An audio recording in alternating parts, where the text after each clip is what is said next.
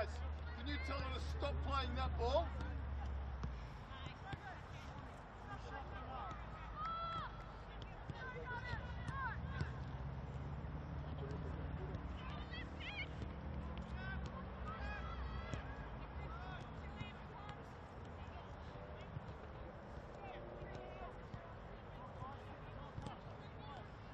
Come on, ref!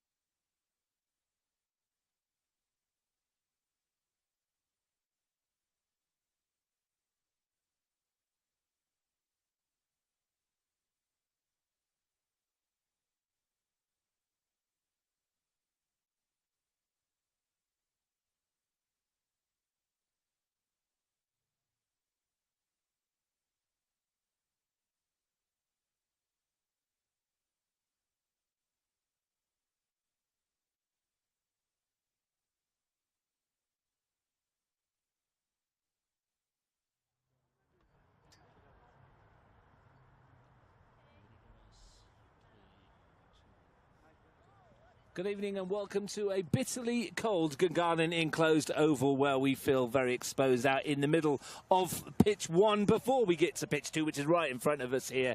I'm Russ Gibbs. Sam Watson is standing with me on the very sturdy mobile platforms in the middle of Gungahlin Enclosed oval, which is a bit of a rarity. It is a rarity, but it's a really exciting night for football. It looks like a really good surface overall, and it's a really close game, a really exciting prospect as well. And how cold are you on a scale of 1 to 10 right now? I'm okay at the moment. We'll give it a bit of time, though. We'll see what happens. It's not. It doesn't feel as cold as Cup Final Saturday, which was absolutely bitter, wasn't it? Yeah, that was horrible. That was horrible. Absolutely horrible. But hopefully the football tonight will get us warm and cosy. Let's have a look at the two teams because we are a little bit later than normal due to some technical difficulties. Sorry about that if you're at home.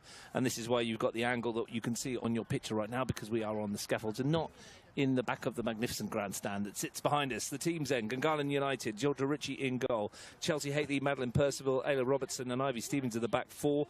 Three in midfield in Stella DeMarco, Natalie DeMarco and Amy Moore. Bonnie Young, Megan Castle and Ginger Oliver are a formidable front three. Plenty of goals between them this season. On the bench, Olivia Buttiwig, Jada Lamont, who played her 50th NPL game last time out, Sharon Chow, Lucy D'Arcy and Danielle Smith, who's made the trip over from ANU Women's Football Club. Sam Watson, what do you make of that? Well, you did mention the formidable front line. I think that is the key kind of noticeable thing from this team sheet. You got Bonnie Young, Megan Castle and Ginger Oliver, who have all started the season so strongly, and they've been scoring goals for fun as well. So I think they'll cause that Olympic defence a real headache this evening. 22 goals between them, those three up top. Canberra Olympic, well, they are without a raft of players. Tia Burridge, Madeline Whittle, Sienna Burney, Leanne Alves, Jane Vanzino, Olivia Gurney, Elka Atulu, and Nicole Caleb Jaloka, who is registered but is not available tonight. That is some formidable amount of players that aren't here. That's 8 players that might be a first choice for Frank Keisha, who's not playing. The team he has picked is as follows: Janet King in goal, Taylor Hampson, Corinne Denton, Katrina Perich and Leah Carnegie are the back four. Elise Jensen, Tiana Miro and Madison Keisha in the middle. Up top, Ella Brown is tranked on the right, Taya Aspland on the left, Tatum Marzi down the middle. The bench, Nikita Perry, and then some youngsters and some reserves in Georgia Chandry, Isabella Hopkins, Sienna Ness and Lucia Perich. Yeah, it is a very young bench, which you wonder if that will play a part in the game. But looking at that front line, there's no real kind of out-and-out striker. There might be a bit of a fluid front line, no noticeable like number 9, so that could be interesting to see as well. But overall, really strong team sheet, but the bench might be a bit of a worry. Bradley Farmer is the match official, Andrew Forster and Ricardo Alvarez the assistants. We just watched the reserves, didn't we? Gungahlin United were 2-0 up at half-time and looking good for the points, and only for Canberra Olympic to come back and draw 2-2 thanks to a penalty with what was the last kick of the game. Yeah, and a lot of those players on the bench might have played in that game as well, so they could carry that kind of positive momentum potentially off the bench. Really exciting game and a really exciting end to the game. Yeah, in the Rezzies, that is. The two teams have met for a combined total of 22 NPL matches. Gungahlin have won half of them, 11 to Canberra's 7, Olympic 7, 4 draws in the total. Olympic are unbeaten in each of their last 4 visits to play Gunners away from home. They've won 2 and drawn 2 of those fixtures. They will want the points today. They need the points. They are 5th in the table on 12 behind West Canberra Wanderers with a game in hand. Gungahlin United on 14 points, having played a game more as well. Sam, it's not do or die for Canberra Olympic in terms of their places for the 4, but you'd think, having lost to Canberra, to Belconnen last time out, their title chances being 12 points behind, even though they've got a game in hand, pretty slim. It is an important game for them as well, seeing West Canberra Wanderers up against Majura, potentially more winnable fixture, so they'll want to get points on the board and stay in that top 4 to make it comfortable for them to end the season. Gungahlin United in third beat Canberra Olympic 3-1 earlier this campaign. Megan Castle with a couple, Bonnie Young in the last minute after Leah Carnegie, after Nikita Perry had scored from the penalty spot to make it 3-1. Marcel Munoz leading Gungahlin United, Frank Keisha in the Canberra Olympic. I'm going to say blue about colours before, and he goes, he hates everybody that says all these other colours, you know, like charcoal and... Oh, yeah, I get that. Blue's blue, right? It is. Except on this occasion when it's aqua. Okay. Or teal, I don't know. Here's Kat Perich playing down the middle, centre-back today. Ella Brown for Tiana Miro. Interesting to see Ella Brown moved out to the flank. Sam, she's been leading the line most of the season. Yeah, it is an interesting change as well with Tatum Marzi through the middle. He normally plays off the wing,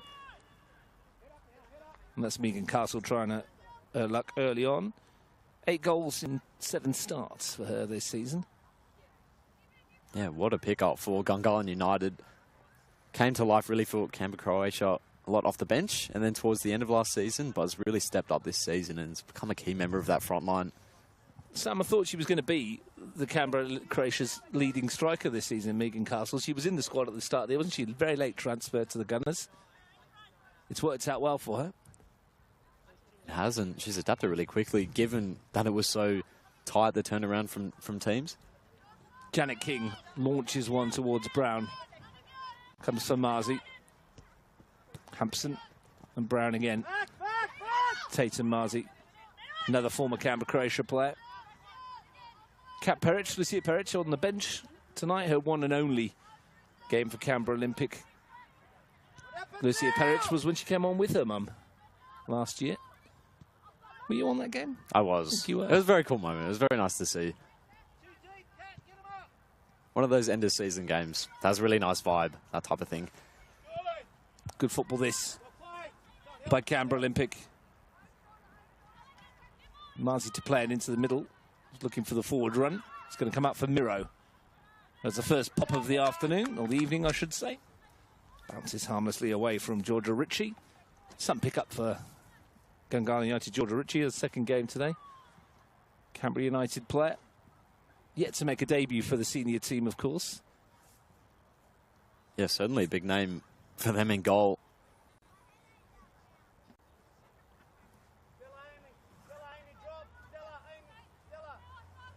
New look front three, really, by necessity for Canberra Olympic. Tara Aspland out on the left. As you say, Marzi down the middle, Brown out wide. Added Miro and Keisha. There is a lot of potential there. There is. You've already seen a bit of rotation as well from those midfield positions. Those midfielders can even slot into that front line, so it might be something to look out for. Jensen did well. It's Aspland to lift it into the danger area. Ritchie, though, calmly underneath the ball. Good ball out for Stella DeMarco. Bonnie Young, rapid and direct. Great touch from Castle to take her away in the first opportunity to get in the area, and that's a really good recovery from Peric. Castle's touch was superb, but Peric's recovery equally so. Yeah, those two linking up, Young and Castle, we mentioned earlier in the game. As you mentioned, what a touch from Castle to get away from a marker, but great defending from Peric. Looked to be a bit of a difficult angle for Megan Castle, but corner's not a bad result. Never a bad result when you've got Ginger Oliver around. Going to jinx her now, but the most consistent corner taker in the league. Usually drops it in a very good position. So this will be on the roof of the net now, won't it? I can see that happening. Oliver through the routine again. Wonderful shape on it once more. It's going to bounce inside the area. Carnegie got a touch on it. Mirror will be able to clear. It is such a weapon, that set piece. It is. And it's caused plenty of teams issues this season. Taylor Hampson played her 50th National Premier League game last week. Or the week before, I should say. Cup final obviously throws me off sometimes. Not good enough for us. No, it's terrible, isn't it, really? Honestly. Give up and go home. Robertson for Percival. Long way to come, this for me. It's not so far for you, is it? No, not too bad. Ivy Stevens to go backwards. Not sure Percival really wanted that pass, but got it nonetheless. No. Didn't look fully comfortable, but Maddie Percival was always so reliable on the ball, no matter the situation. Back her to get out of those ones. Robertson. As Gungahlin played out from the back and then go a bit more directly. Carnegie pops it out of play. They do play some nice stuff. They do. They knock it around sweetly. They were the better side in that round 2 game, but I think back to the cup final as well, the cup quarter final that these two played, it was a bit of a different game as well. So this one will be really interesting. Olympic were the better team that day. Gungahlin found it a bit difficult getting forward. That cup quarter final won by an absolute rocket from Tatum Marzi, wasn't it? Stabbed a toe at a miss-hit shot from about 3 yards out. I was going to say, I'm not sure I'm remembering that one right. Trickled its way past the goalkeeper. That's it. It barely touched the net. I don't think it hit the back of the net. It just rolled across the line. But they all count, don't they? They do. Hampson away. think you were on that one as well, actually. Yes. You've seen these teams quite a lot this year. I have. Jensen's ball over the top and Charts here in a pace of Marzi's got to clear and they're treading water behind her. It's Tatum Marzi who sticks it away superbly. One ball cleans out the Gungahlin defence and Tatum Marzi finishes with aplomb. Yeah, it's a simple goal in the end. The pace of Marzi, the key to unlocking that Gungahlin defence. What a finish under pressure. First chance of the game, puts it away so confidently. What a start for Olympic. Only his second goal of the season in the league for Tatum Marzi. We were just talking about her finish in the cup tie, Sam, and as if on cue, she gets one in the league as well. That one hit with a bit more conviction than that cup final goal, but with the same response. Yeah, well, you're saying that one's a rocket. Her finish just then might as well be a rocket. Well, once she got half a yard on Robertson and Percival, they were not catching her, were they? Sprinted clear of the defensive duo. Meanwhile, Stevens looking to respond immediately. Never looked like missing as well, which is a really good sign for Canberra Olympic. It is. Looked very confident heading in on goal. Third goal of the season for Tatum Marzi in all competitions. Mentioned that goal she scored. Got the opening goal in the 2-1 win over the Wanderers earlier this year as well. Olympic have won just one of the last 3 games they've played. They have conceded 8 goals in that time. So no one's going to write them off at the moment. Gungahlin United. They certainly look a bit more up for it than they did against Belconnen. Maybe that week off was a good thing for them in the end. It would have hurt them, wouldn't it, that defeat? The manner of it as well, in which they were comprehensively outplayed from woe to go by the Blue Devils. Mind you, they've comprehensively outplayed most teams. They have. If you want to see how they go this week, they're at home against Tuggeranong United on Sunday. Sam Watson will take you through that one. Some trepidation, I'd imagine, amongst the Tuggeranong United ranks. I think the last game was 11-0 as well. So they're only getting better as well, which is a bit scary. 53 goals in the league in 8 games for the Blue Devils. Megan Castle into the middle. Going to come out as far as Stella DeMarco. Rather scuffs the ball into the area. Might come off for the Gungahlin in the end. Not quite. Wasn't the cleanest of strikes from Stella DeMarco. No, it was in around that area where there's a bit of a dirt patch. I don't know if that's going to cause any issues. Not really sure what that is, to be honest, but... Yeah, it's a strange old line, isn't it? It is. Maybe it's another sport we don't know about. This field's okay. Loads of lines. It's actually can just see a that. dirt line, but might have been a sideline for something. Maybe Pitch is actually in not bad condition here. The pitch behind us where we normally play on is good as well. It's just that the line markings aren't great on them. It's actually over the rugby league post area again, like it was in round 1. The little flap that opens up. So therefore we're on pitch 2 with the black line markings that you can see on your screen. Robertson for the Gunners. Have you seen him in this kit this year? I haven't. I was just thinking that. I think it's been the away one. I don't know if they've won this one this season. It might be an unlucky kit. Normally, this is their traditional colours, of course, the black and white stripes. Corinne Denton, formerly of Gungahlin. That's a wonderful ball over the top. Aspland has half a yard. Pops it back in field. And the hit from Marzi. Not quite as accurate as a goal. But good signs for Canberra Olympic. And what a pass from Denton. Yeah, not a bad move as well. Denton, what a pass. Aspland was very calm to lay that one off to Marzi. He's confident enough to have a go, having opened the scoring. And justified her selection as the central figure as well in that formation. 31 goals in 69 National Premier League games for Tatum Marzi. It's not a bad record. 1 every 2, near enough. That's quite good. What's your record at UC? 0 in, like, in 30, many. I don't know. It's not your job, is it? Here's Tiana Miro. We're going to skip past the challenge. Works it nicely. Jensen thought about a hit and then looks for Brown, but Stevens should get there first. Well, hesitated. Worked out in the end.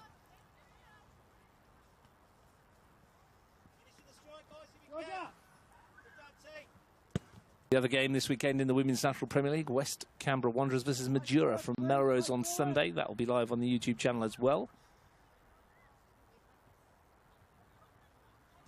Should be a good match. I think so. Majura haven't played football for 3 or 4 weeks. They had the bye, then they had a game washed out, then they had the cup final. So I'll be very happy to return to playing up against a really strong West Canberra, though. After tonight, Gungahlin would have played 3 games more than Majura. Oh, wow. Before the weekend. Majura only played 6 times in the Premier League this year. Hampson's not cut out that ball from Percival, and Oliver has a chance. There's a lot of goal to aim at for Ginger Oliver. But Janet King, another Canberra United goalkeeper. Yeah, great positioning from her. Had a really nice shape to it from Ginger Oliver. Cutting inside on her right foot. Awful lot of goal that Janet King left there, wasn't there? There was. Backed herself to read that shot. Does take something special to beat Janet King, usually. Robertson sits Marzi down.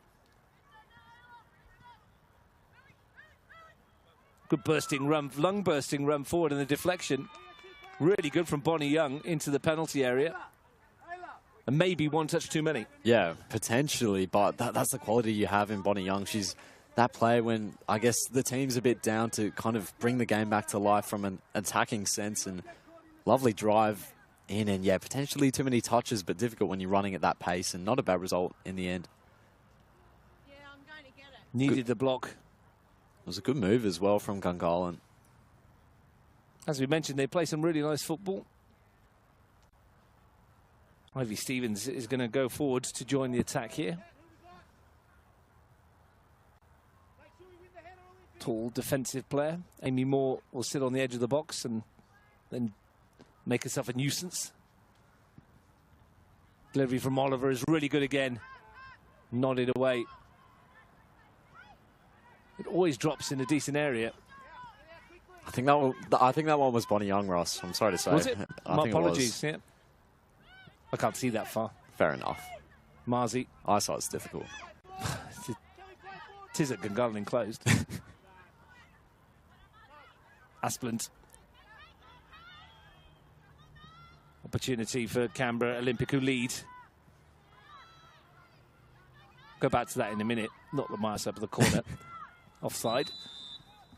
With the ability with Bonnie Young to hit one in like that as well, then Oliver the other side, it's just a measure of Gungahlin United's quality, and you wonder how they've not scored more goals. It is. I mean, they've hit 8 in multiple games, and that's kind of why. But you're right. There's been games against the bigger teams where, yeah, they could, with the quality of the deliveries they have on those set pieces, they could have heaps more. Oliver's got Castle inside it. Went with the right foot to come off Perrich, will be another corner. Yeah, 36 times they've scored this year, and they could have had plenty more. Had some big wins.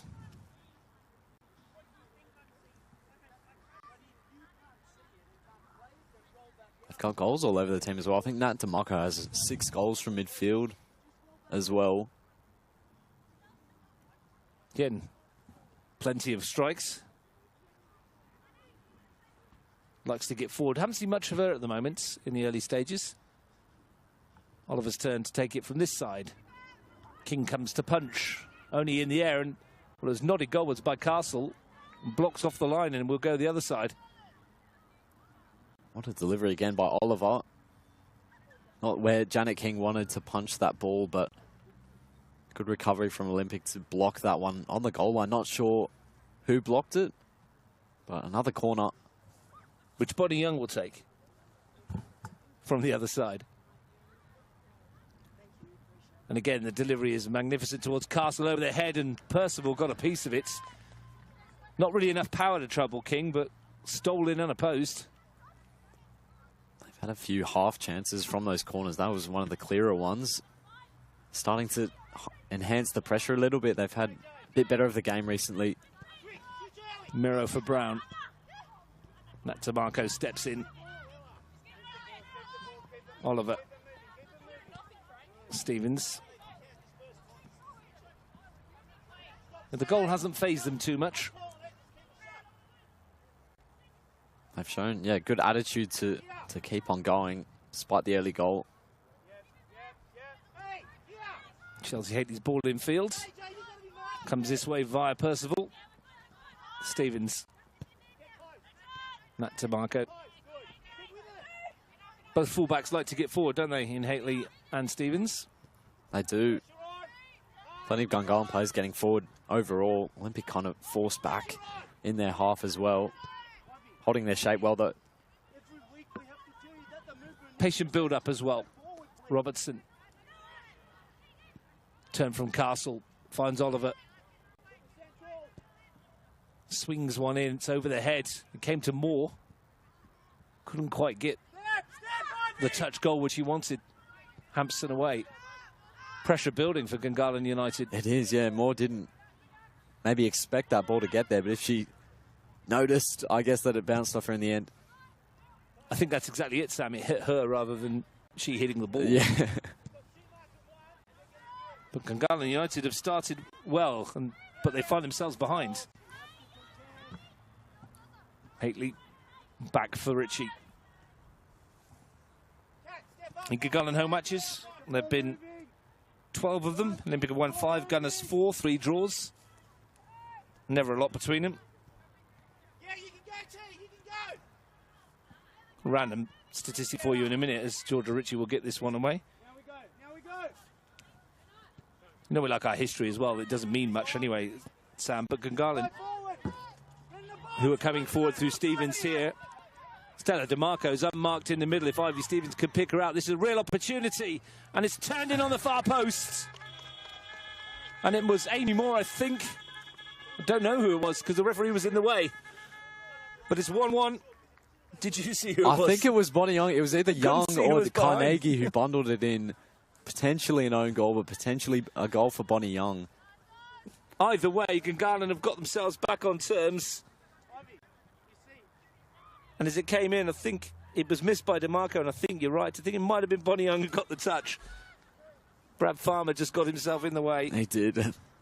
Bit of a muted celebration, so potentially an own goal, but another really well-worked move by Gungahlin. A deserved equaliser. Really great ball again from Megan Castle, who's been so crucial in everything good they've done going forward. Well, we'll give it to Bonnie Young until we know otherwise. Definitely wasn't Ginger Oliver like it says on the screen, but here's Nat DeMarco. I don't think Gungahlin will care. They got the goal they've deserved there, to be honest. They have. They responded well to going behind. If you are at home and you can slow-mo replay VAR it for us and let us know who actually got the final touch, that'd be much appreciated. Where is the VAR today? They haven't showed up. No, they're not here. Okay. It's because we had to move it to pitch 2, okay. of course. Yeah. Okay. It's not VAR compatible. As opposed to the one right next to it. Absolutely. I get it. Maddie Percival. Bright opening to the game, 18 minutes in, 1 apiece. Percival. Picked off by Marzi. Nat DeMarco snapping back into the challenge. Perich. In towards Miro. Cleared as far as Ella Brown, who's had a pop, and it might dip. And it does, but Ritchie had it covered. Wow, what an effort from Brown. If that one dropped in, it's one of the goals of the season. What a hit. Bit of a hopeful one. But she pulled off the technique really well in the end. Nearly dropped in. The first 3 matches in the NPL between these two teams were all won by Gungahlin United. There were 9-2 in round 4. And then 3-2 in between. Another 9-2 win in round 18 back in 2013. So there you go, 2 9-2 wins. Wow. Don't see that very often. Either side of a 3-2. Don't see it often at all, but 3 big wins for Gunners to start the series. Castle. Nat DeMarco. Looking for the run of Young, who's rapid. And will take on Carnegie for pace, who sticks to the challenge. If that goal is confirmed as a Bonnie Young goal, which it might be, will be a 9th of the season. She would love to claim it, but I don't know because we couldn't see. Yeah, it's a difficult one, but yeah, what a season she's had. I think she's leading her team in assists as well. She's up there in terms of the league. One of the best players in the league this season, probably. You've got to say, given the way she's performed. Certainly been consistent, which is all you can ask for, isn't it? She's turned up for a team when they've needed her as well. And a good run and ball from Ivy Stevens as well. Yeah, it was good composure from her to take it into the box as well. Make the angle easy for the cutback. Stella DeMarco missed it by a stud. And then Young or Carnegie put it in at the far post. As you say, the muted celebration would suggest it might have been an own goal. However, there was muted celebrations from everyone on the team. True. So hard to tell. Tatum Marzi's been busy tonight. She has. She's forced a few mistakes out of a normally solid backline. Here's Hampson. Brown, Hampson, exchange of passes. Got a bit fortunate. Percival steps in. Solid defensive unit. I was just about to say very often doesn't make a mistake, but there you go. I'll shut up now. It's true, though. 162nd time she's kitted up in an NPL match from Maddie Percival. Real longevity.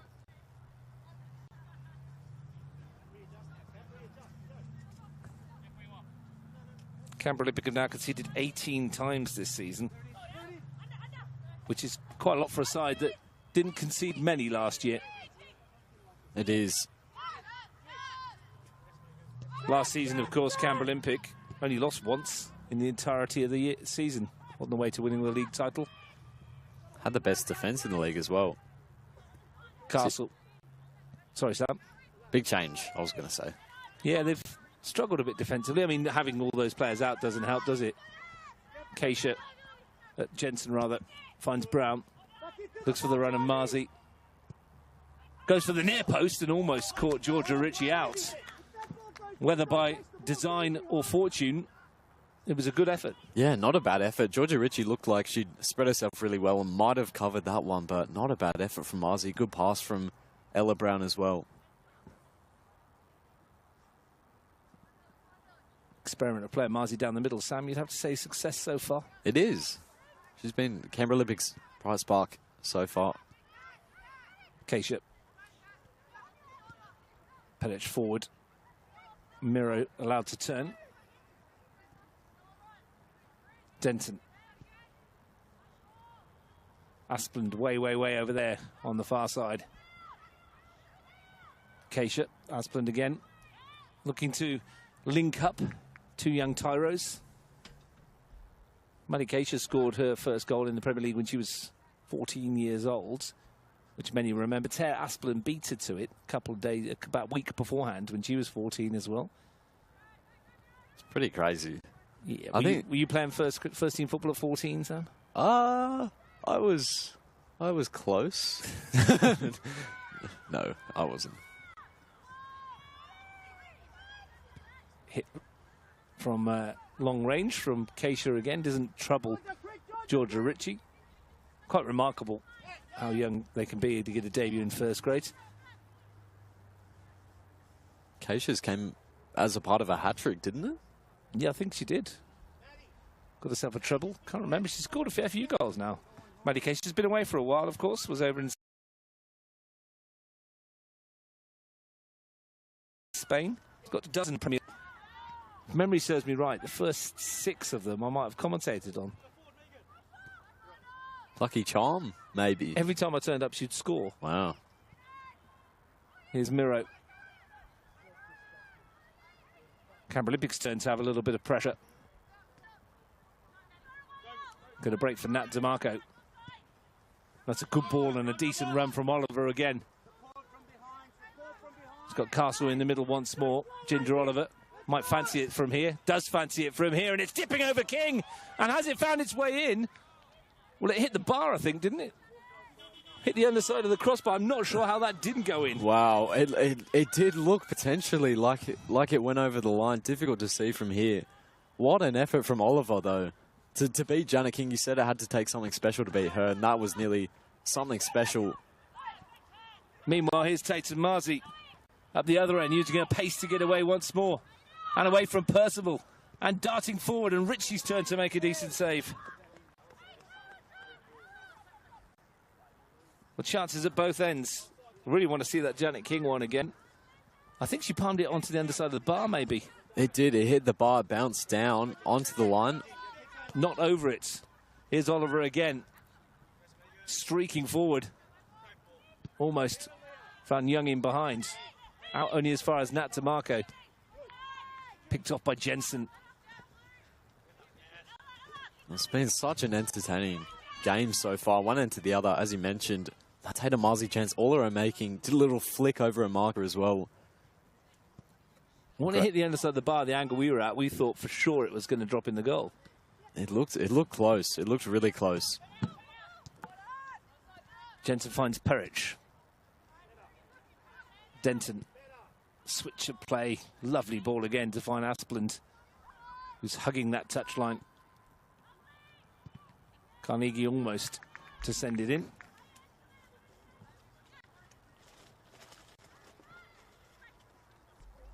It's been a feature of Denton's game today. Some of those long balls have been really pinpoint.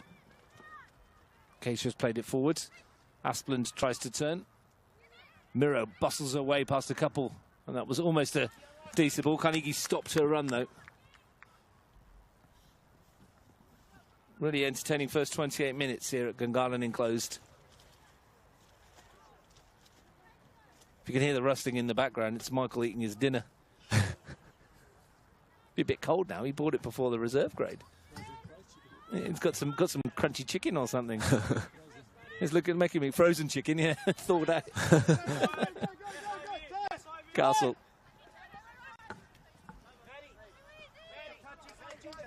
Wouldn't take long for anything to get cold tonight, would it? No. Luckily, no wind, though. That wouldn't make it particularly nice. I did have visions earlier on of the wind howling through us here, Sam, and it was like, well, luckily when I got here there was none. Nat DeMarco, Ginger Oliver. If you like your men's National Premier League, I'll be on with Frank Keisha tomorrow at High Street for Queen City versus Gungahlin United. Tigers versus O'Connor Knights at the AS. Jacob Clear will take you through that one. Then on Sunday, I'm at Canberra 2 with Ian Worthington for Tuggeranong United versus Monero Panthers. Canberra, Croatia make the trip to Griffith for a 1:15 or 1:30 kickoff, in fact, I think, perhaps, or 1:15 maybe. All those games live, of course, on the Capital Football YouTube channel. Marzi mentioned the Women's Premier League games as well earlier. Ella Brown to send it in. Hampson. Percival's in trouble here. And that's swift feet from Marzi, who's looking sharp tonight. Yeah, really sharp. Good move as well from Olympic, starting with Asplund, and they work the ball well to Marzi, who, again, well found by Miro as well. He's looking really sharp for Olympic going forward. Still a difficult one to predict on that basis. Full program of CPL matches, of course, this weekend, and lots and Junior League football wherever you're playing your games this weekend. Good luck. I hope you have a lot of fun. What are you playing this weekend? Where are we playing? We're playing at UC, I think. Against? You don't know, do you, Sam? Tuggeranong, I think. It's a safe bet. Yeah.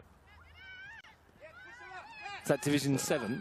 Because that Tuggeranong seems reasonable in that team, isn't it? Yes, it is. It is. So it's up there. It's up there with the top leagues in Canberra, I think. You can watch that game live with your eyes. UC, if you want to go along. 3 o'clock kickoff. 3 o'clock. Please don't. It's horrible football. Percival back for Ritchie. That's what football's all about, though, isn't it? Community League. It's entertaining.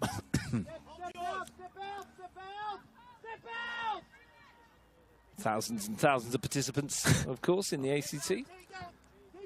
Thought you were going to say thousands are going to be in attendance. I'm going to guess not quite that many. Tatum Marzi was interested. Georgia Ritchie got rid of it. Again, Megan Castle really good at controlling those balls. Little chest off. Jensen's won it back. Asplin stretched a leg. Comes for Miro, brushes off Nat DeMarco. Might fancy a dig. Came off of Percival. Another good involvement from Miro. They've really missed her at the start of the season, and this is why it had a really big impact on the game going forward for Olympic. Made her Ninja A-League debut this year, Tiana Miro, in the green of Canberra United. Here's Oliver going forward at the other ends. Looking for the on-rushing Bonnie Young, who got there. Not sure Leah Carnegie knew that she was there. No. Carnegie's done a pretty decent job up against Young as well. Another block, but another corner. Both fullbacks know they're going to be in a game today. Bonnie Young with another set piece over on the far side. The last one caused a few issues. Stevens is in there, Percival as well. It swung into the danger area. Came off the head of Perich, perhaps, via Megan Castle. And that will be a goal kick. Another good delivery. Looked like it might have favoured Percival more, but Castle got there first. Just the presence of Kat Perich did enough, I think, to pull her off.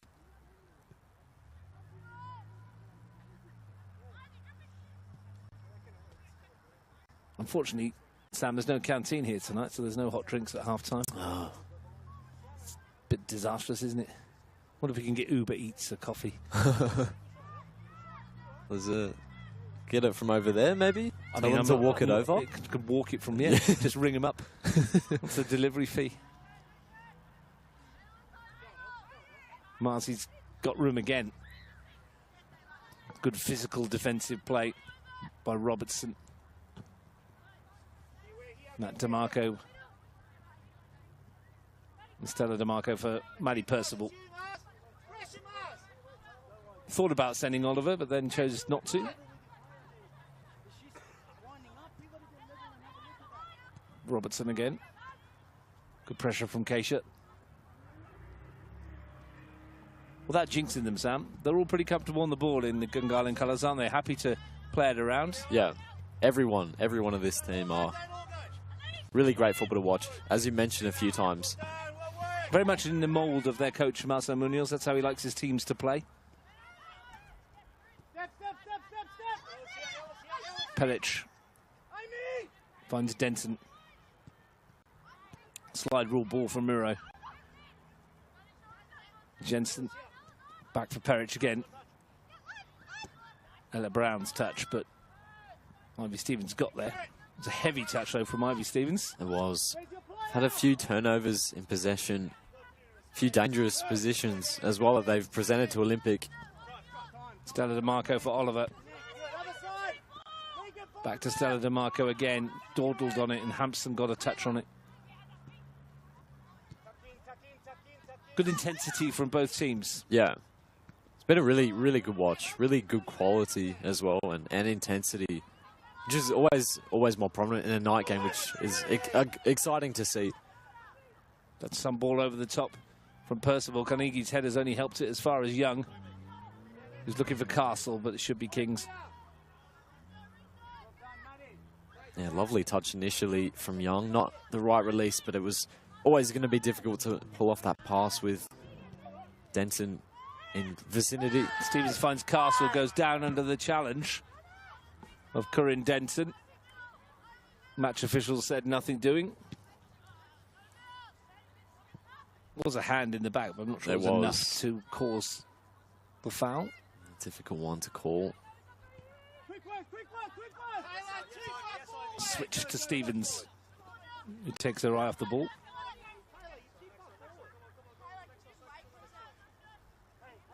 Ten to play, one apiece. Both these teams having had chances, of course, since the goals. Marzi, Miro. When she came back from Canberra United duty, looked a bit rusty, hadn't had a game for quite some time, had she? Did a lot of training, of course, but match fitness is different, Sam. Doesn't look that way. Yeah, it they're doesn't look that way. definitely getting back into a groove now, though. Yeah, definitely. Looks very sharp. Comes off Jensen. And even if they don't finish top of the league, if they make the finals and they have the quality of those players in the finals, potentially that might be what gets them over the line. They could win a grand final still. I think that will be the aim now, I would have thought. Yeah. 12 points is just too much to try and catch up, even though you never give up, you just keep going. Yeah. But the aim will be to get into the top 4 and try and take out. Which they definitely can do on their day. Well, you'd say these two, Belcon and Croatia, West Campbell. We saw the Wanderers push Croatia all the way in that semi-final. Majura, a bit of an outlier. They gave Gungahlin a real scare as well. In their home game, it was a 1-1 draw, but West Canberra were really good that day. And the other teams in the competition are always going to give you problems. I mean, Majura had that game against Canberra Olympic, where it took 2 very late goals for Olympic to shake off Majura and win 2-1. Both long-range goals as well. Pretty crazy way to win a game, but that's the quality they have. Stevens missed it. Robertson away. Oliver takes it into her stride nicely. Nat DeMarco will get after this. Perich got there first. Hampson won the header. Will fall for more. Lays it off for Stella DeMarco. Percival. Robertson. I don't know how you're seeing this one so far, Sam, but it seems to be like both sides are having a period of about 4 or 5 minutes of attack, and then it's the other team's turn. Yeah, it definitely is the case. We've seen them kind of swapping roles as the more dominant team. Both have had really clear chances. Probably fair enough 1-1 scoreline at the moment. Miro tried to go long. Really important block by Moore. Nat DeMarco for Oliver. Scooting around the outside. And only finding Carnegie with a pass. Marzi. Keisha's lifted ball and Tara Asplin's in behind. And the flag stays down again. It's Asplin for Olympic. It's 2-1. Twice they've got in behind. A flat Gungahlin defence and twice they've made them pay. Tara Asplin on the score sheet. Olympic back in front. Wow, what a ball from Keisha, first of all. And then what a touch from Asplin. Not an easy one to take it all, but a perfect first touch. And what a finish as well. An Olympic leader.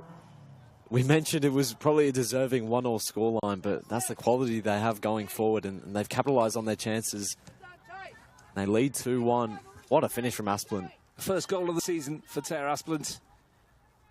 Do not think it will be the last. But how frustrating that must be for Gungahlin United. 2 balls over the top of the defence, and just the pace of the front 3 causing problems. That's been it. Targeting Robertson and Percival in defence with those passes. And it's paid off twice. Here's Miro. Both times though, Sam, quality composed finishing. They were. 2 really good finishes. Stevens plays it to herself. Hampson. Back for Perich. But you quite rightly lauded the pass from Maddie Keisha. Sensational through ball. Stevens selects to volley. Nat DeMarco, Oliver. Good run forward from Castle as well.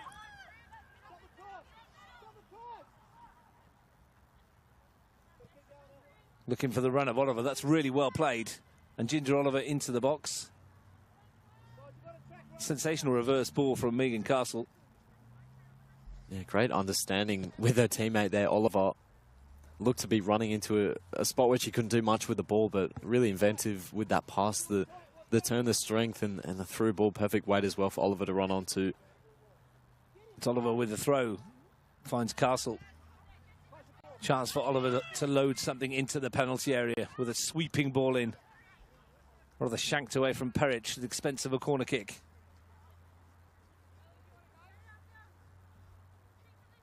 Gungahlin responded well to falling behind initially. Got to do it all again.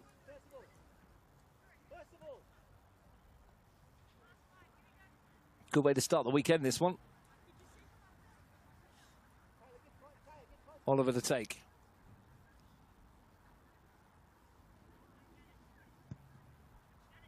Thumps it in, but too close to King.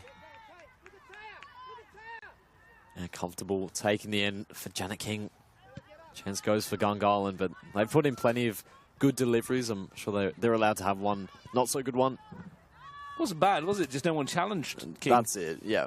Miro drops the shoulder and gets away. Backtracking Gungahlin defenders. And I think Tatum Marzi was probably offside. Gave herself up. Yeah, coming back from an offside position.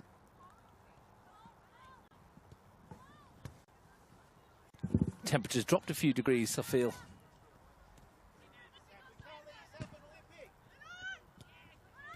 Young.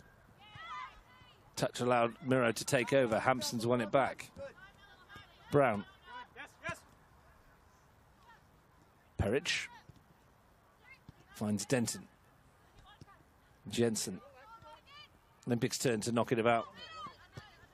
Nice touch from Brown.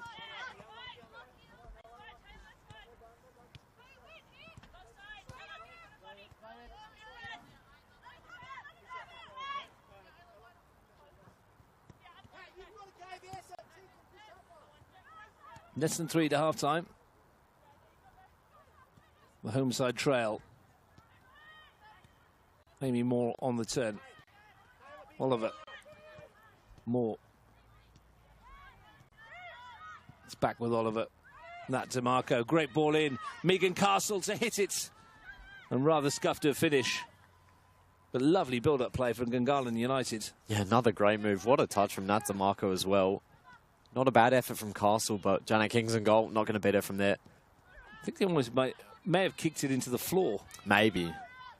Not a bad thing. We saw Connor Metcalf score with one of those for the Socceroos in the week, didn't we? Against Saudi Arabia. Ooh. Yeah. Strike into the ground. Use the bounce. Bonnie Young. Only as far as Keisha. Looking a bit more comfortable seeing this game out to half-time with a 2-1 lead, which they'll definitely love to take. You've definitely jinxed them there, son. Oh, I'm sorry. Denton. Tatum Marzi has been very busy tonight, all over the place. That was her playing in the centre-back role there for a moment. Yeah. Have seen lots of rotation as well. Aspland. Good pace to get it in towards the penalty area, and the strike is firm. Ritchie held on to it. Marzi coming onto it from a deeper role.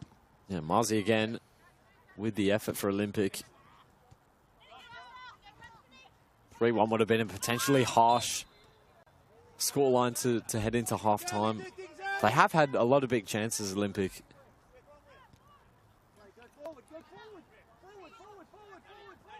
Percival. We'll give it Castle. Good ball as well for Young. We watch a lot of Women's National Premier League, Sam. Is there a better striker with a back to goal than Megan Castle? Probably not, you'd say. Really good at what she does. Yeah, she's done that a lot tonight with a back to goal, and the passes she's been playing have been really helpful in unlocking that Olympic defence. More often than not, when you get to the back to goal, there's a little shimmy or a turn, and it's often a positive forward-looking pass she's trying to play. Really great control of the ball as well in really difficult situations. Hampson on the overlap can deliver towards Marzi. Away by Robertson, only as far as Jensen. In towards Miro. Afforded time to turn and pick a pass, and Marzi trying to dance her way through. Miro sticking a leg out as well, and it's the hits for the top corner. It's a stunning effort. And I think it was Keisha, wasn't it? It came back to, and Maddie Keisha buries one in the top bins. And right on half-time, Canberra Olympic are 2 goals ahead. It's 3-1. That'll be really bitter one to take for Gungahlin United. They defended really desperately, but a bit of a mix-up. What a finish from Keisha. One touch into the top corner. We mentioned how close the game has been, a 3-1 scoreline. Potentially a little bit harsh on Gungahlin, but they'll definitely take that. They've been increasing in their chances towards the end of the game, and they have the quality in the final third to pull those ones off. They had chances to clear that, Sam. They could not get it away. No. First, Marzi was causing problems, then Miro. And when it broke on the edge of the box, Maddie Keisha picked her spot. And Georgia Ritchie, well, was clutching thin air. Yeah, too easy to get through there. Really good block initially from Ayla Robertson. She presented the ball back to Olympic, unfortunately for her. Yeah, cut a foot across the ball for the clearance, and it came out to Jensen. And then from there on in, they were struggling to clear it. Gungahlin more than capable of scoring 2 goals, though. This game's not over yet, but I think the scoring's far from done here tonight. But overall, really improved and good display from Olympic. No foul, says our referee. Hampson. It's been a sprightliness about Canberra Olympic tonight, Sam, and it's been noticeable from the word go that they've been up for it, and particularly emphasised by the form of Tatum Marzi. Yeah, definitely. She looked really good in that front line. A lot of good performers going forward for Olympic. Defensively solid at times, but Gungahlin have been matching them throughout the game. We mentioned there's been different spells for both teams, and Olympic have taken their chances when they've had them. So much so that they will go into the half-time break with a 2-goal cushion. Tatum Marzi gave them the lead on 6 minutes. Bonnie Young, we believe, equalised after 18. We'll get the confirmation of that for you. Tara Aspelin then put Olympic in front with the second. Maddie Keisha right in first half. Stoppage time making it 3. And a very cold Gungahlin Enclosed. There was promise for more of the same in the second half. An excellent first 45 minutes between these two. But it's Canberra Olympic who are holding sway at half-time. It's Gungahlin United 1, Canberra Olympic 3.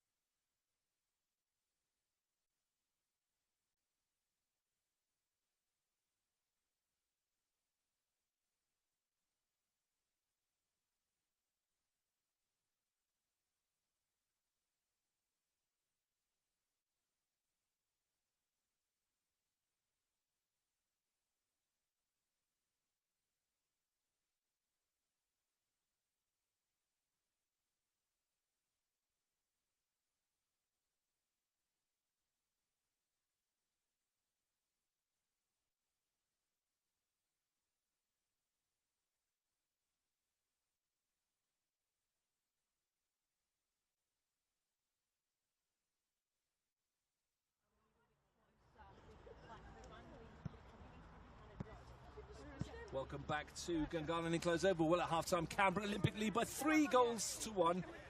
Tatum Marzi's been in good form tonight. What are you saying, Tatum? I want to say hi to my mother. You want to say hi to your mum? Go on, then say hi to your mum. Oh, he's coming down, he's coming down. This is what personal message is now. Off you go.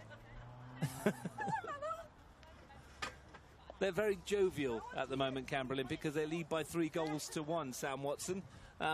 Plenty of work to do for Gungahlin in the second half, but they've got plenty of quality. They do. And as we mentioned, perfectly capable of scoring 2 goals. But Olympic have shown they're really clinical as well. 3 goals in one half. And yeah, I mean, it's a really interesting prospect in this second half because Gungahlin will have to step up a little bit. Olympic maybe able to sit back and soak up the pressure, having a 2-goal deficit. We'll see if there's any changes at halftime. I don't believe there is at the moment in the Olympic team. There's a couple in Gungahlin's outfit, though. We will figure out who it might be. Lucy Darcy, I think, number 42 is on. Who for, though, is, well, we play the great guessing game. We'll double-check that one for you. Amy Moore, likely. That looks like the only change, Sam. Similar positional change as well. Yeah, I think so. Maybe different profile of player in that midfield. So the one change for Gungahlin United. Lucy Darcy, 5th substitute appearance of the season.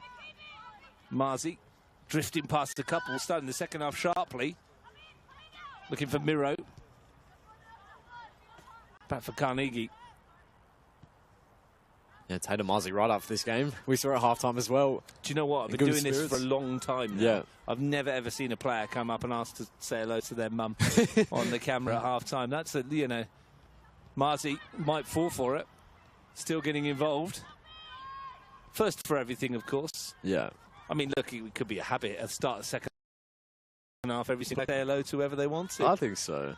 I rate it. May as well. Let's bring more on. I mean, if you're watching Queanbeyan City and Gungahlin Men's tomorrow, you know, feel free to start the second half. Just come out and say hello to whoever you want to. New halftime spot, mate. I think so. Could get you down there with a microphone and just have a quick chat as they walk out at the start of the second half. Okay.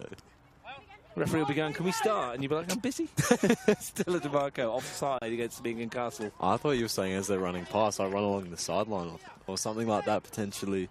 I might have told you this before, but when I was at the Brumbies, they did bring in a chat where after someone scored a try, someone would go on with a microphone and talk to the person that scored a try. Oh, really? In Fox. Oh, wow. It only lasted a couple of games because they did one of a game I was on, and they did it with Henry Spate, and he'd run about 60 metres to score.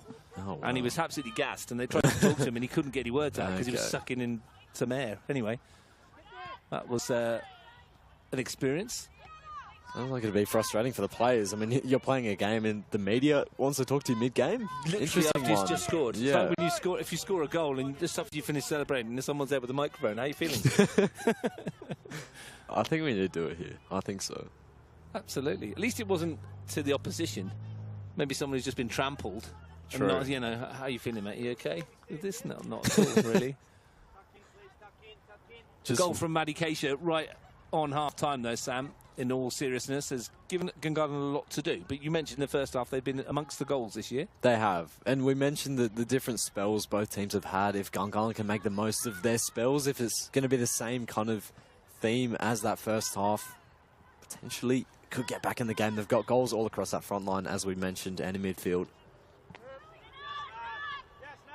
But Canberra Olympic have looked in form tonight. The best, perhaps, they played all season, arguably.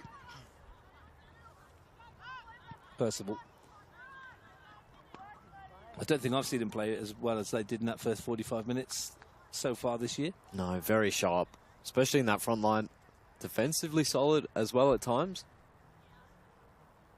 I can confirm for everybody that was wondering, the goal was a Leah Carnegie own goal. We did ask the referees at half-time. They said it was bundled over the line. An unfortunate one for Carnegie from that close range. Can't really blame her. But if she doesn't get there, Bonnie Young scoring, right? That's it, yeah. So got to make an effort. And if you can turn it wide or whatever, so be it. Stella DeMarco. Pops it forward, Castle. Lovely turn. Might have wanted the advantage there. Yeah, potentially. Stella DeMarco looked like she could have been in on goal. Denton was close to her, though. I'll take a set piece. Given the quality that they're able to produce normally off these ones. Robertson has taken charge. Just to play it out to Ivy Stevens, but the touch was poor from her, and that is a coach killer for Marcel Munoz. Yeah, not what they wanted to produce from that position. It is a difficult one with it being so central. Difficult one to put into the area. Potentially a play coming a bit closer might have been a better option to find a better angle. Here's Haley. Asplund got there. Denton. Back for King. Yeah, it's not a training ground routine, that free kick, was it? No. Carnegie.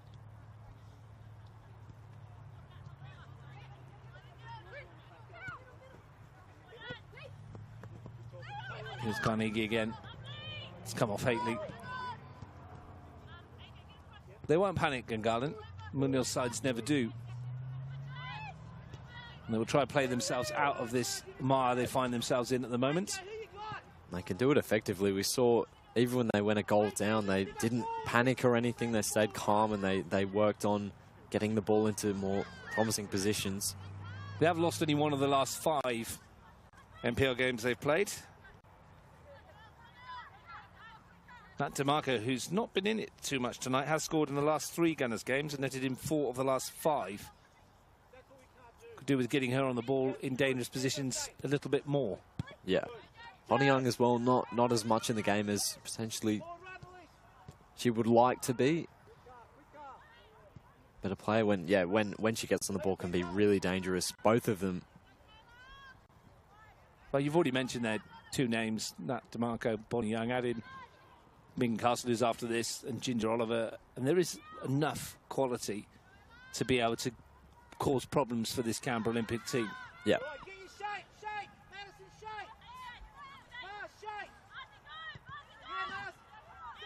To our right, Danielle Smith and Jed Lamond look like they're ready to come on. Wouldn't have taken much in the second half for Marcel Munoz to change his tactics, would it? 6 minutes or so far. Well, it's something we've seen a few times this season, the substitutions 5 minutes into the second half. It's almost like a chat to the team and go, you get out there and see what you've got. Potentially to throw the opposition off, something like that one. Young finds Castle, gets away from Peric. Oh, very firm challenge from Peric. Wasn't much ball in there, was there? No.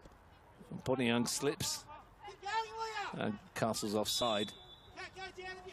Well, did Kat Peric slip into her? Is that the reason why nothing was given, perhaps? But it might have been knee on knee. It was very sore for both of them. Yeah, it didn't look a nice challenge, but Peric not one to pull out from those challenges, so I'm sure she was going for the ball. It did look like she got a bit of the ball, potentially. Jed Lamond, Danielle Smith, Chelsea Haley, Ayla Robertson. This will be a change in formation.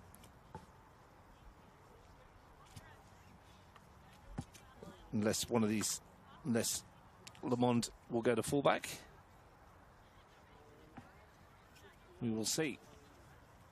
Danielle Smith, former ANU player, will go into central defence. Yeah, it's been fairly common throughout this season, those changes early in the second half. Lamond comes out to this near side. Interesting changes in terms of personnel. Yeah, you mentioned it's been something they've done often, Sam, but it's a strange one, isn't it? It is. You'd wait only 6 or 7 minutes into the second half to make that change. It's not something you see very often. Well, will it pay dividends? Nat DeMarco, Ginger Oliver. Loves to cut onto that right foot and do this. Swing it in towards Darcy. Just a little bit too high for Lucy Darcy. Yeah, not a bad ball. Causing a bit of havoc for that Olympic back line. Ayla Robertson's just put a bib on. Sat on the bench. Proper hardcore. I've got about 40 layers on myself. How are you going there? Yeah, pretty cold. I think I've got maybe 3. Maybe not enough. Jensen. Pass was a bit wayward. Keita Perry going through the preparations to our left. Giving some words of advice from Matt Keisha and Frank Keisha. Yeah, made a really good impact off the bench in their last league meeting. Wonder if they're looking for more of the same here. Olympic haven't really got going, but half has only really just started as well. Another early change. Maybe to counter the 2 changes that have come the other way. Perhaps. Stella DeMarco, Darcy. Perich steps in. Ella Brown. Might be the one to make way.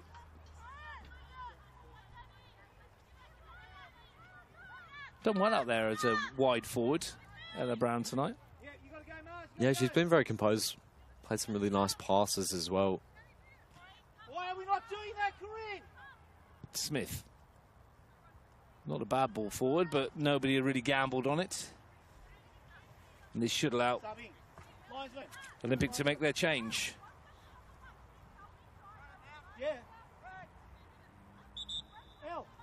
Nikita Perry for Ella Brown.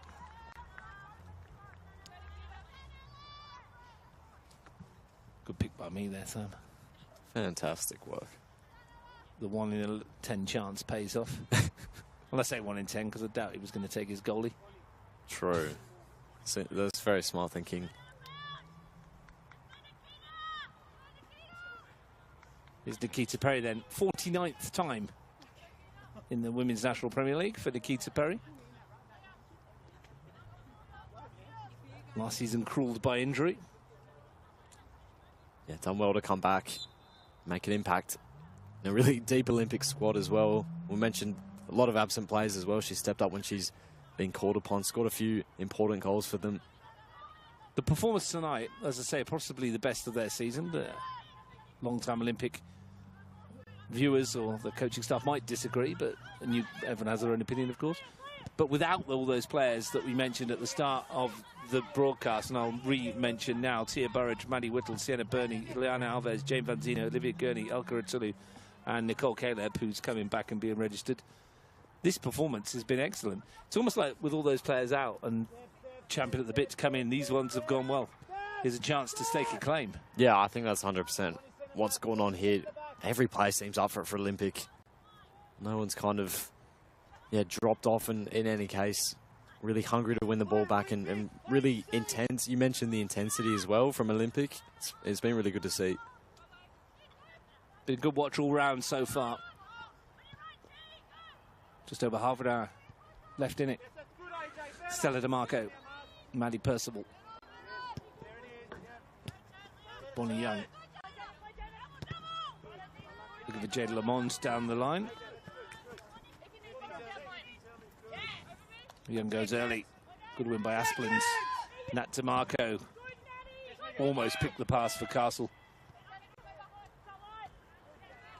Loves picking up the ball in those areas, Nat DeMarco, and threading those passes through. Yeah, looked to have a nice shape to it. Unable to beat Perich has been another good performer for Olympic today. Making things difficult for Gungahlin going forward, who are normally so free-flowing and able to break down a defence. Danielle Smith looking for Stevens.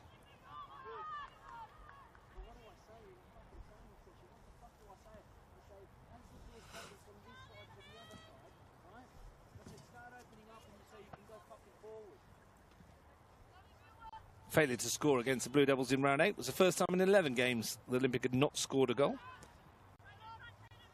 They've now scored a first half goal in 4 of their last 5 matches. Getting off to a good start is always a priority. 3 of them today, of course, in the first half. That's a nice ball forward by Percival over the top. Bonnie Young's got the pace to get away. Now has she got the clarity of vision to pick out the pass? When it's handball, I think this is going to be a penalty given by the assistants. And a route back into the match out of nothing. Handball against Corinne Denton. Gungahlin have a spot kick. Yeah, out of nothing, as you mentioned. Olympic were looking really solid defensively. Really great pick out from Percival. And a good ball in from Bonnie Young as well. Lots of power behind it. Denton unlucky with that one, really. The ball's coming at her quickly. Megan Castle. Cometh the hour. Cometh the number 9. Follow in. 60-minute mark. Megan Castle, 8 goals this season.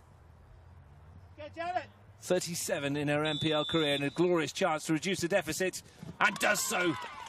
It squeaked its way past Janet King, but Megan Castle scores, and the lifeline is Gungahlins. Well, you can forgive Megan Castle if she was staring at Janet King coming up in goal and feeling potentially a bit daunted, but did not show it at all. What a confident penalty past such a good goalkeeper, as we mentioned. Stepped up with assurance and puts it right in the bottom corner with power, and Gungahlin back in the game now. 30 minutes left. It's anyone's game, really. And it came out of nothing. Bonnie Young's cross. There was one Gungahlin player in the box, I think, in about 3 or 4 blue shirts. Denton arguably didn't have to make that challenge. Janet King was probably collecting it. Yeah. And it's come off her arm. Dead set penalty straight away. Signalled by Andrew Forster on this near side, the assistant. No complaints from those in blue. And Gungahlin United looking to the bench again. Sharon Chow, 4 goals this season, is ready to go. They sense a route back into this, and they've got themselves a free kick. Ginger Oliver to take.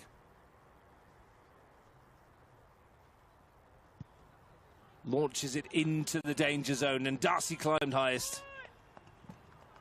Couldn't direct it goalwards. Another good ball from Oliver. Difficult one for Darcy as well to get on target, but you can sense the potentially the momentum swinging Gungahlin's way. I was just about to say, before you said that, from a position of relative comfort, you can now feel the nerves in the air for Canberra Olympic. Yeah. Get him up. Get him up. They've still got work to do, and there's plenty of time left. It's been a top-class NPLW fixture here on a Friday night in the nation's capital.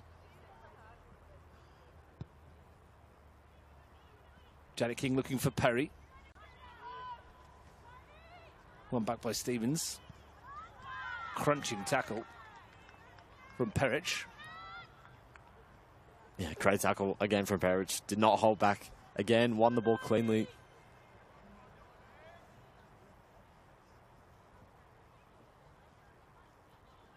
Gungahlин's turn, perhaps, Get him up. to get on the front foot. Open up, trainer. Yes, trainer. Percival steps away from Marzi.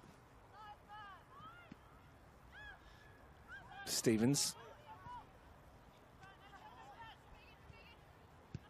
1-2. One Castle might be in here. King's come out and not got there. And Castle. And it's hooked away by Denton. And that was a real chance for Gungahlin United. Not sure what happened with Janet King. Just lost the ball. And Megan Castle almost made it 3-3. Yeah, Castle must have got a nick on that one to potentially put Janet King off. Went for goal. There were options in the box potentially to pick out, but you can't blame her having an effort there. Gungahlin keep on ramping up the pressure. That one much easier for Janet King.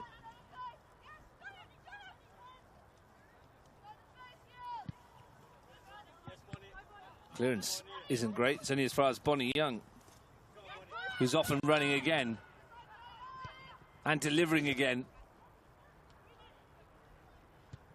Gungahlin really knocking on the door at the moment. They are. Bonnie Young coming into the game a lot more now, which is a real worry for Olympic. Another really good ball into the area. Midfield, get on the ball. Midfield, get on the ball. Didn't hear Frank Cation roaring from the sideline. His team suddenly look a bit nervous, don't they? They do. Stella DeMarco's header. Miro steps in. Whereas earlier they were getting the ball away and finding a blue shirt. Now every clearance is finding one in black and white. They were able to hold on to the ball a bit better as well. Marzi's got away though from Smith and now can advance. Perry outsider slides it for Nikita Perry, the substitute. Back for Marzi, who has a go. A bit of a let-off for Gungahlin. Yeah, big chance gone begging there. Perry couldn't get the ball out from under her feet. On that one there, Marzi deciding to take over a little bit in the shot. In the end, not one that will trouble Georgia Ritchie. Gungahlin coming forward again. Good touch from Bonnie Young to Nat DeMarco. Likewise, Castle out wide from Nat DeMarco to Oliver. Lucy Darcy had to check her run momentarily.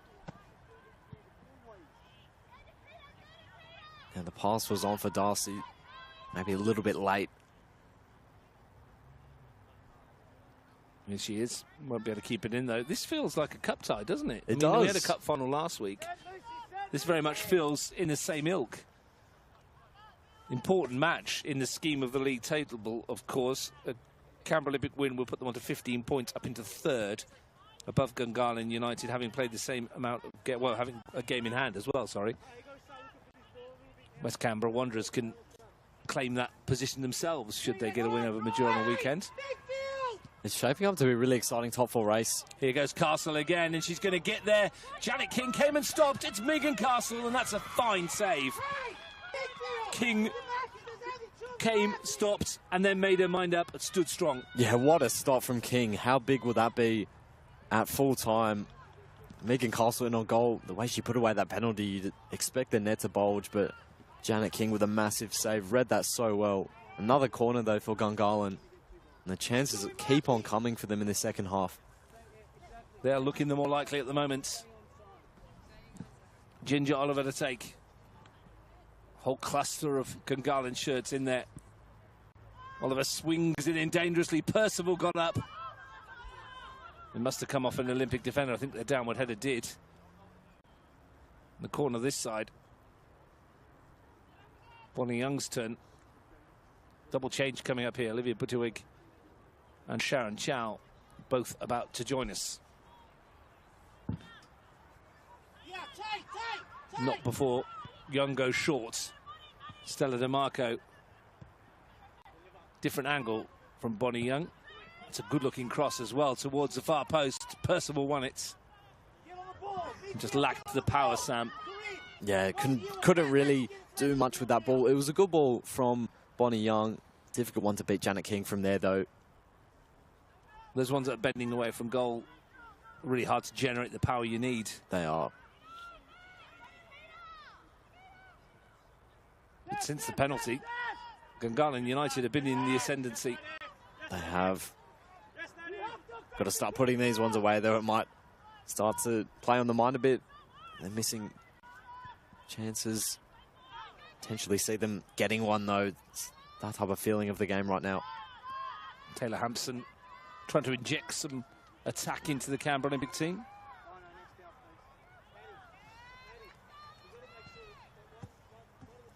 Well, someone else about to empty the bench.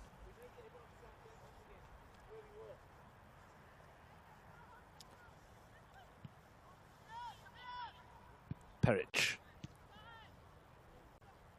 That DeMarco. Percival. Lamont. Might come for Aspland. Got a bit fortunate with the ricochet. And then down under the challenge. Don't think the changes will be made right now.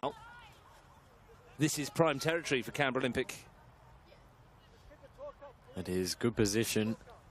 Carnegie's walking over it. She's scored some screamers this season. It's becoming a trademark, so I'll have to be careful with her standing over the ball. Can strike a ball incredibly well, Leah Carnegie. Does have 26 National Premier League goals to her name. Does have 3 this season to her name. Does have a goal tonight to her name, unfortunately. It's for Gungahlin United. Can she make amends from this free kick? Lifts one towards the far post. Good shape on it. Here come the changes. Sam Watson, Livy Buttiwick, Sharon Chow coming on. Ivy Stevens is one of them. And Megan Castle is the other. Megan Castle scored the penalty. Had that chance as well. Yeah, so potentially a change of formation with 2 more attacking players coming off a fullback, coming off as well on the other side. Well, Chow's gone down the middle. Higher, Danny! Higher, Danny! Livy Butcherwick has gone, I think, to... Looks like a central defensive role, doesn't it? It does. does. A change of shape with Danny Smith being sent further wide. Here's Bonnie Young. Slip from Carnegie invites Young to accelerate. Chow beaten to it by Denton.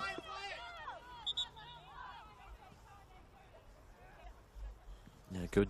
Again, good defending by Carnegie and Denton as well to get there ahead of Chow. Well, Marcel Munoz picking the eye of the needle through the sponsor's sign. Not sure he meant it, but we'll give him the benefit, hey? Lamond, oh, that's a sore one on a cold night for Carnegie. Miro's not really been in it in the second half, has she? But now she's got a chance to be. It's a very physical challenge from Buttiwick. Comes away from Miro. Won by Stella DeMarco. Very solid work. Miro's won it back, though. Excellent from Tiana Miro. Perry up against Smith. And away from Smith, but shows too much of it for Percival. It is that cup final type vibe at the moment, as you mentioned. Players going into challenges 100%. And for those of you sitting nice and warmly at home, the temperature's dropped a couple more degrees. I can feel it. My notes are freezing. That's when you know. Well, the pen stops working is when you know, isn't it? Ooh. Because the ink's frozen. Yeah. Oliver, look at this, numbers coming forward. And it's Sharon Chow who's got goal sides momentarily. Good recover from Denton. Young is offside. And probably shouldn't have been, looking across the line. Yeah, hands on head from Marcel Munoz. What a chance for Gungahlin. Option chosen through the middle was Chow, who potentially could have done better. Difficult one to say. Bonnie Young was the clearer option out wide. And big chance goes begging for Gungahlin. Again. How many more opportunities are they going to get? Stella DeMarco. You heard Frank Casey earlier saying to his midfield to get on the ball. They can't get a grip of it at the moment, can they? They can't. It's been won by Gungahlin in that area of the park. Here's Asplund. Just ghosts through and picks off a pass to Jensen. Couldn't play it for Miro, but goes for goal again. Wasn't too far away. Not a bad move by Olympic. But again, not really clear-cut chance for them in this half. Gungahlin get possession again. Olympic can't really hold on to it. Well, someone else suggesting they spoke about that in the change room. I'm assuming he means Tara Asplund's ability to cut inside, which he did with impunity there. Yeah, interesting to hear. Well, we are in the perfect position to hear all the coaching chat, even with our headphones on. Yeah. In between the two benches. Been interesting to watch the body language of the two coaches as well, hasn't it?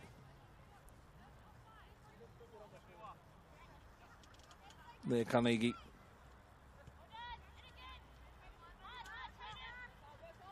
Here's Nat DeMarco. Bonnie Young sending one towards Oliver. The bounce would be awkward for Hampson. Did well. And then does well to get away from Chow. It's done really well. Keisha. Carnegie says, chase that, please, Tara Asplund. But won't keep it in play. 17 to play. Sam Watson. Game on the knife edge. Gungahlin 2. Canberra Olympic 3. Only the one goal in the second half, but it's been very much a watchable league fixture between these two. Jensen to open it up and have a dig. And it wasn't far away from Ritchie's left-hand post. The keeper at full stretch. Yeah, Ritchie sprawling to a right-hand side. What a chance from Jensen, who's capable from range. 2 in quick succession for Olympic, which will be pleasing. Caught it really well. Just lacked the accuracy. You can often tell with goalkeepers at full stretch, they're thinking, oh dear. Yeah. This one's a bit closer than I'd rather it was. Gone short again. Stella DeMarco lofts it for Sharon Chow. It's a big gap there for Chow to run into unchallenged. Budiwig robbed by Marzi. Aspland away from Budiwig and into the danger area. Ritchie gets 2 hands on it. Comes out for Miro. And then Jensen over the bar. But it's Olympics' turn to get a bit of chance going for a bit of attacking threat going forward. It is. They're building a little bit more momentum now. But again, another chance goes begging. That one clearly over the bar, but Asplin's come into the game a little bit more lately. He's done really well there again to skip away from Budiwig. Good hands from Ritchie as well. He's had a good game and goal. The cold night air penetrating you right now, isn't it? I can see you are cold, my friend. in the corner. Need to get some heating through these railings, which would be nice. Here's Marzi trying to get through. Comes out for Keisha. Pass is picked up by Stella DeMarco. Only as far as Carnegie. Great touch. Jensen. Beautifully done. Marzi almost returned the favour. Good all round for Olympic as well. Making it difficult for Gungahlin to get the ball forward. Good positioning from Carnegie initially. Love the way Jensen just opened the body there. It was beautiful to watch. Really nice to watch. Here goes Bonnie Young. Perich going across the metre. Young got there first. Chow's the target, but King will be comfortably there first. Yeah, not a bad idea to whip the ball in first time. Perich running full sprint at Bonnie Young. Potentially put her off. Knocking the ball forward. Sam, from a completely neutral perspective, watching Gungahlin trying to play it out of their own 6-yard box is great to watch. But it must be utterly nerve-wracking if you're a Gungahlin United supporter. Yeah. There's real faith in your players. It is. That they can play it around. There's a lot of trust with these players on the ball. Their ability to pick their way through.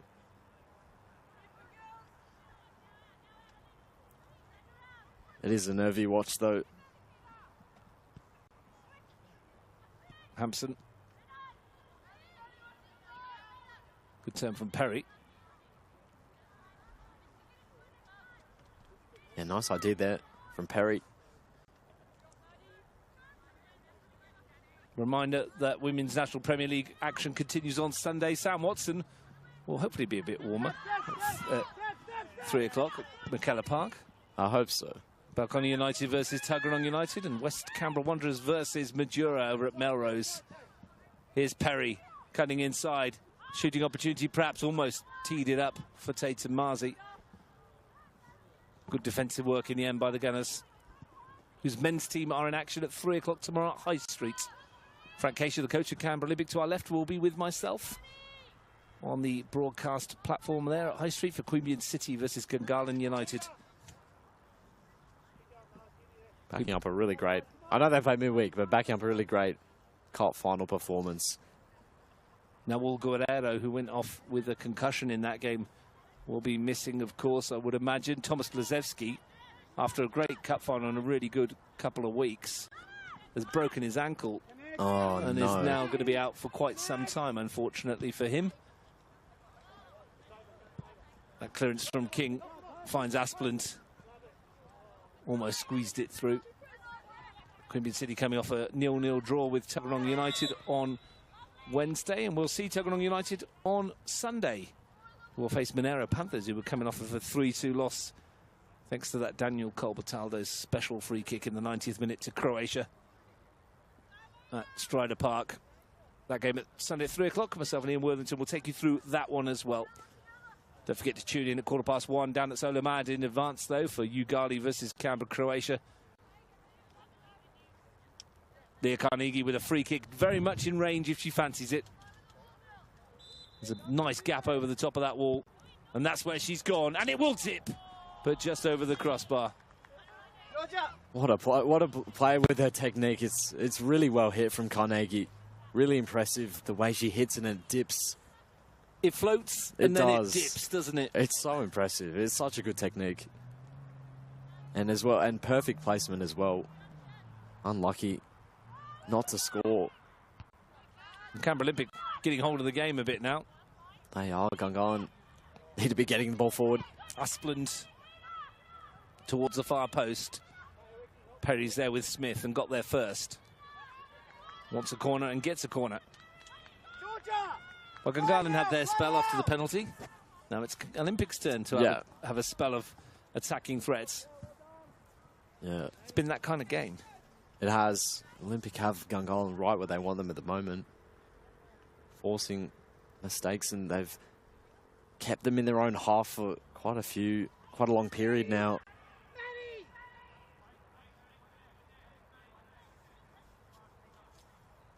Corner kick over on the far side. I think it's Asplund that's gone to whip it in. Might come to the edge of the box for Jensen. Miro. Asplund.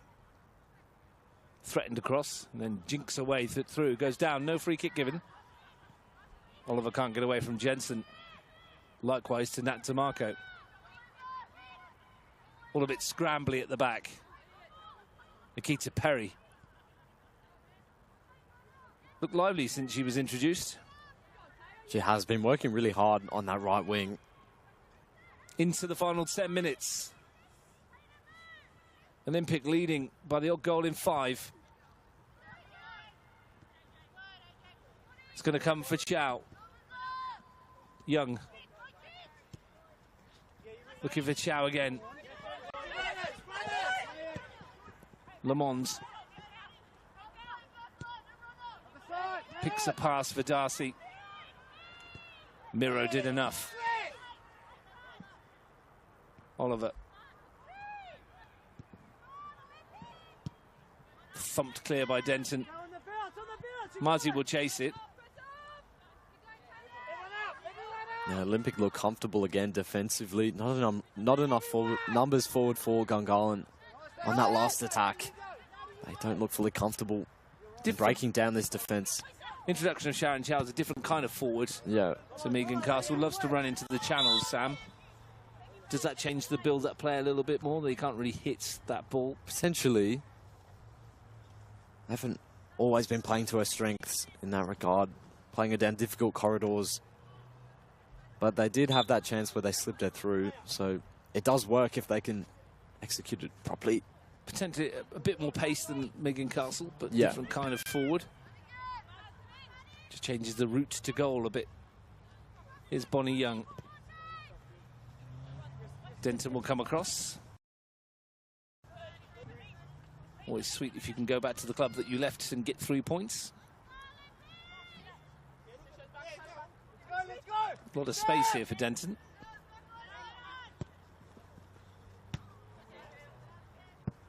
Lamont got there ahead of Asplund.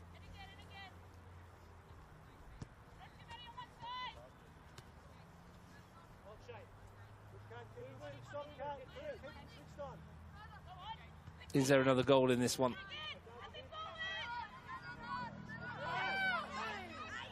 The Gunners' ball. Percival. Butterwig. Wide for Smith.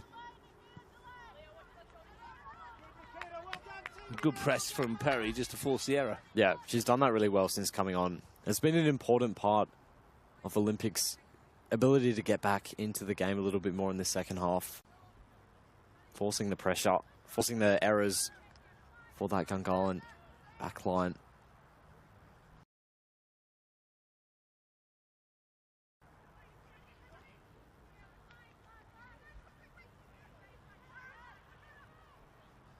Some hardy souls over on the bleachers.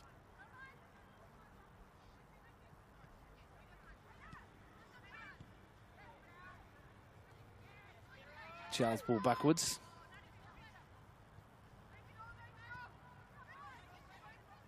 There's one or two watching from the stand behind us.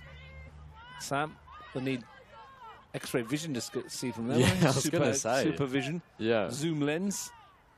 It's a long way away back there. It is. Here's Tiana Miro.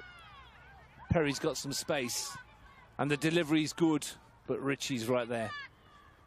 Bit too close to the goalkeeper, perhaps, in the end. Not a bad clearance, though. Comes for Aspland. Keisha. Aspland again, that's nice. Marzi's offside. Closing in then, the final stages, 6 minutes to play. And Olympic at the moment, their ability to contain Gungahlin, probably say they deserve to be ahead at this stage, the way they've got back into the game after Gungahlin got the goal back and had all those chances. They've held on. Yeah, they rode that storm for 5 to 10 minutes, didn't they, after the penalty? Now they're finishing the stronger of the two. But you would not write off Gungahlin United from getting something from this. There's still plenty of time to do so. Miro, Carnegie. Free kick. Over on that far side. Nibble by Ginger Oliver. Yeah, and they'll take that every day, Olympic. Take their time over these ones. Carnegie and Denton are camped right all the way back, just in case. Everyone in the gunner shirt past Bar Chow is in the penalty area. 5 up for this free kick, which Tiana Miro will take. Now 6 for Olympic.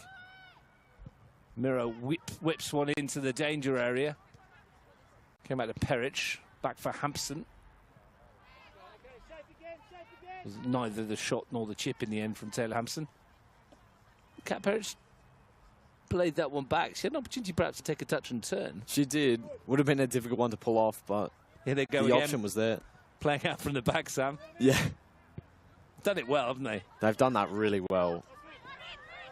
Denton too strong for Chow. Aspland, neat little touch around the corner. Well won back by Darcy. Young. Unfortunate for Bonnie Young. Yeah, really unfortunate. Denton again, being one of the key performers for Olympic in this game. Again, so strong. Winning that ball off Sharon Chow. Carnegie sends it down towards the corner flag. Wasn't the best of free kicks, but I think it's the best of both worlds for her. Sends Georgia Ritchie out towards the AFL posts. Get the ball as far away from the penalty area as possible. Maybe. At least she kept it in the oval. True. 3.5 to play. Here they go once more. Short to Stella DeMarco. Helps it round the corner for Chow. Whose touch invited the challenge from Perich, and that'll be a free kick. It was well worked out, but the gap between Sharon Chow and the midfield was massive. It was. Yeah, Carnegie and Denton just sat all the way back, trying to stop Gungahlin kind of hitting on the counter with their pace. Denton will take.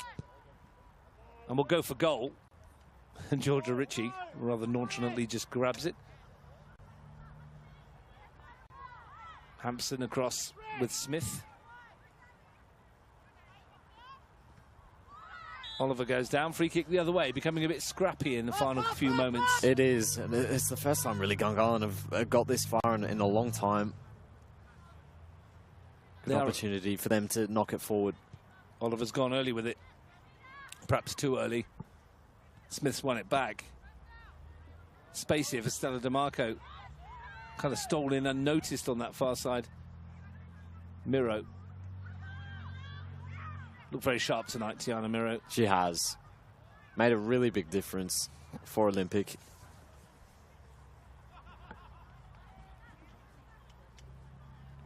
Can Canberra Olympic hold on to what will be 3 priceless points for them? Malikeisha turns. Looks to slide it for Tatum Marzi. Should be Maddie Percival tidying up. Tuggeranong United home, Majura home, the next 2 for Canberra Olympic. Majura away, Belko home for Gungahlin. So if you look at this from Canberra Olympic's perspective, they will expect to get points from Tuggeranong and Majura at home. Yeah. Gunners, meanwhile, Majura away, which we've seen already as a tricky scenario to put in front of anyone this season, and then Gungahlin United, and well, no one wants to play Belco right now. No. Gungahlin have struggled against the sides in the top 4 this season. They did have a really good spell at McKellar earlier in the year, though, didn't they? Another game that you did after they were 4-0 down, I think it was, and then they, for 15 minutes or so, played some exceptional stuff. They did. They came back into that game, but just getting results over the line against some of the teams around them has been a bit tricky for them this season. Canberra Olympic have a free kick. Time ticking away. You can see it on the scoreboard in the background. 50 seconds to play. They're in no real rush to take this. Tiana Miro will take. No thought process of going short here at the moment. They're going to launch it into the penalty area, it would seem. With 35 seconds to go. Yeah, you normally see maybe taking it to the corner or something like that. They've gone backwards to Jensen. Marzi loses out to Young. Gungahlin United need to go the whole length of the field, but that is a sensational tackle from Kat Perich. Not for the first time. No, how many times has she done that this evening? Another really well-timed one as well. The ball is where Olympic wants it. It's now at the feet of Taya Asplund, who through ball almost found Marzi. Ritchie under pressure. Perry's kept it in and delivered it.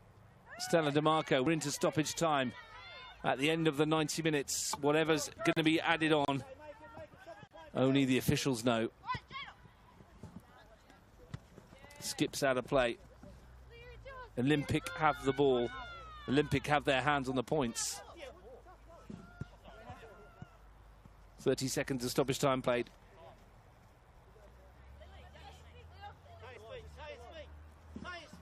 Carnegie to go long. Lamond with the push in the back of Asplund, just what Olympic wanted. And Sam, if they are to hold on and get the points here today, would you say it's a deserved win, or would you say they've had to work really hard for the points, which I think they have done? They have. It's, as we talked about the different spells in the game, and Olympic have made the most of their spells. They wrote out that spell from Gungahlin at the start of this second half, and then in this second half of the second half, they've defended really well and haven't let Gungahlin have any more real significant chances. Well, Megan Castle had the one when she went round King, didn't she, at 3-2, and it was cleared off the line by Denton. Chow had a half chance, which was snuffed out pretty quickly. It was in that moment, wasn't it, in that spell of 5 to 10 minutes where Gungahlin got back to 3-2, might have levelled the game. Yeah, had to score during that spell, you feel. Didn't, and now facing the prospects of having to go 100 metres also to try and salvage something. Yeah, they have played their part to the full, though, in what's been a very good encounter. They have, and overall, the top 4 race looks a really exciting prospect. The league title might not be as exciting with Belconnen running away with it almost at the moment, but this top 4 race could go any way. One team has to miss out as well. It's difficult to call who that will be.